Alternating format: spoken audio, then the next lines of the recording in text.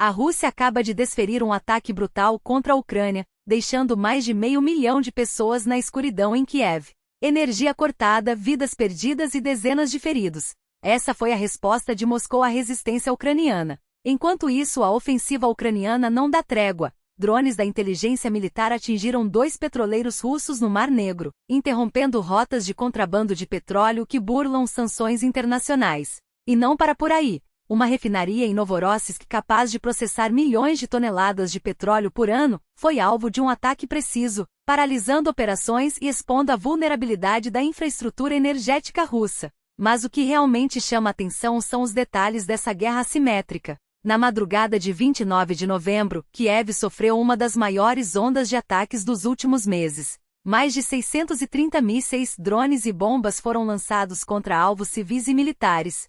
As forças armadas ucranianas conseguiram interceptar 57 deles, mas o estrago já estava feito. Incêndios em bairros residenciais, 2 mortos, 20 feridos, incluindo uma criança hospitalizada. E o pior, a ofensiva durou mais de 9 horas, mostrando que a Rússia não mede esforços para quebrar a moral da população. Os relatos de quem viveu esse pesadelo são reveladores. Isso é terrorismo puro, desabafa um morador. Eles querem nos forçar a aceitar um acordo, mas não há negociação possível com quem bombardeia escolas e hospitais. Outro questiona: como falar em paz quando o vizinho só entende a linguagem da força? A desilusão é palpável. Muitos depositam suas esperanças na ajuda ocidental, especialmente dos Estados Unidos, mas o cansaço e a frustração crescem a cada dia. Putin interpretou as conversas de paz como fraqueza. Agora, só uma resposta dura pode detê-lo, afirma um analista. Enquanto isso, no fronte diplomático, a tensão só aumenta. O ex-chefe de gabinete da presidência ucraniana, Andriy Yermak, está no centro de uma polêmica. Após ser alvo de suspeitas de corrupção, ele reagiu com indignação. Me difamaram, mas não vou me curvar. Vou para a linha de frente defender minha honra. Yermak, que já foi peça-chave nas negociações com Washington, agora enfrenta críticas até mesmo entre aliados. Sua saída do cargo foi marcada por um episódio constrangedor, uma discussão acalorada com Donald Trump durante uma visita à Casa Branca. Fontes americanas revelam que sua postura agressiva e o domínio limitado do inglês irritaram tanto democratas quanto republicanos, transformando-o em um problema para Kiev. Mas a guerra não se limita aos campos de batalha. Na região de Orenburg, uma falha em um míssil hipersônico russo do tipo que Putin chama de invencível causou alvoroço. Testemunhas filmaram a explosão no ar, seguida por uma nuvem de fumaça roxa. As autoridades locais minimizaram o incidente, mas especialistas alertam. O local é estratégico, abrigando mísseis nucleares de longo alcance. Uma falha como essa, em plena escalada de tensões, levanta questões sobre a confiabilidade do arsenal russo. E como se não bastasse, o mundo assistiu a um gesto simbólico sem precedentes. O Papa Francisco, ao visitar a Mesquita Azul em Istambul, tirou os sapatos em sinal de respeito às tradições islâmicas. Um ato que contrasta com a brutalidade da guerra e reforça a urgência de uma solução diplomática, mesmo que, por enquanto, ela pareça cada vez mais distante. A realidade é clara: a Ucrânia não está apenas lutando por seu território, mas por sua própria existência. E enquanto o mundo observa, cada ataque, cada resposta e cada gesto político moldam o futuro de uma nação inteira. A pergunta que fica é: até quando o mundo assistirá a essa tragédia sem agir? A movimentação diplomática ganha contornos ainda mais urgentes. Enquanto a delegação ucraniana se prepara para desembarcar em Miami, onde encontrará o enviado especial da administração Trump, o Vykol, e Jared Kushner, que, em poucos dias, seguirá para Moscou, o tabuleiro geopolítico se reconfigura em tempo real. À frente das negociações, agora está o secretário Azemborush Umirov, substituindo os mediadores anteriores após a controversa declaração de Andriy Yermak. Ao seu lado, o nome-chave do governo, o vice-ministro das Relações Exteriores, Sergiy Kyslytsya, o chefe da inteligência militar, Kirilo Budanov, o chefe do Estado-Maior, Andriy Anatov, além de representantes da SBU e das agências de inteligência. Cada nome dessa lista carrega o peso de uma nação sob cerco, e cada passo dado nos bastidores pode definir se a Ucrânia resistirá ou sucumbirá. Mas o mundo não pode se dar ao luxo de esperar. A história não perdoa aqueles que assistem passivos enquanto uma guerra devora vidas e fronteiras. Enquanto isso, do outro lado do Atlântico, os Estados Unidos reforçam sua presença militar em um teatro de operações que poucos ousam chamar pelo nome. Na antiga base Roosevelt Roads, em Porto Rico, a atividade é frenética, com vertiplanos MV-22 Osprey, helicópteros pesados CH-53 e aeronaves de apoio AC-130 realizam decolagens e pousos ininterruptos, como se o próprio ar vibrasse com a tensão. Washington não esconde mais suas intenções. Desde agosto, o Pentágono vem consolidando sua presença no Caribe, e a escalada de tensões com a Venezuela não é mera coincidência. Quando o ex-presidente Donald Trump sugeriu que uma operação terrestre contra grupos ligados ao narcotráfico internacional poderia ser iminente, o secretário de Defesa, Pete Hegseth, não hesitou em confirmar: os planos avançam a todo vapor. E a mensagem é clara: o espaço aéreo sobre a Venezuela e suas proximidades está, para todos os efeitos, interditado. Aviadores, traficantes, contrabandistas, ninguém está a salvo. As ordens, segundo fontes anônimas citadas por veículos como The Washington Post, partem diretamente de Hegseth. A diretriz é uma só: medidas de máxima severidade.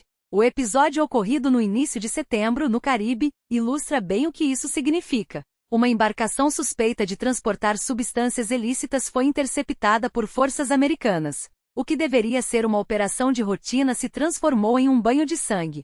O almirante Frank M. Mitch Bradley, comandante das operações a partir de Fort Bragg, na Carolina do Norte, deixou claro em uma videoconferência criptografada: os sobreviventes do primeiro ataque continuavam sendo alvos legítimos. Eles poderiam chamar reforços para resgatar a si mesmos e a carga justificou. E assim foi feito. Um segundo ataque foi ordenado, cumprindo à risca a determinação de que todos devem ser eliminados. Horas depois, a Casa Branca divulgou um vídeo editado de 29 segundos, gravado por um drone, mostrando apenas o momento inicial da ofensiva. As imagens subsequentes que revelariam o segundo ataque foram omitidas. Nenhuma declaração oficial foi emitida até agora, mas o silêncio fala por si. Enquanto isso, em Washington, a guerra política segue tão implacável quanto a militar. Trump não perde uma oportunidade de questionar a legitimidade do governo Biden, e agora o alvo são os documentos presidenciais. Segundo ele, cerca de 92% dos decretos assinados por Biden foram feitos com uma caneta automática, sem sua participação direta, o que, na visão de seus aliados, os tornaria nulos. A acusação ganha força com a investigação em curso pelo Departamento de Justiça, que analisa os perdões concedidos por Biden nos últimos meses de mandato. O presidente, por sua vez, insiste que revisou pessoalmente todos os documentos, usando a assinatura eletrônica apenas para agilizar processos burocráticos. Mas a narrativa já está lançada: qualquer decreto assinado com a caneta automática, e são quase todos, seria inválido. Esses radicais de esquerda que cercam Biden como abutres, praticamente roubaram dele os poderes presidenciais, declarou Trump. Eu, portanto, anulo todos os atos executivos e documentos que não foram assinados de próprio punho. Quem usou a caneta automática agiu ilegalmente. E se Biden disser que participou, enfrentará acusações por falso testemunho. A imigração também se torna mais um campo de batalha. O Serviço de Cidadania e Imigração dos Estados Unidos suspendeu temporariamente todas as decisões sobre pedidos de asilo, alegando a necessidade de verificações reforçadas.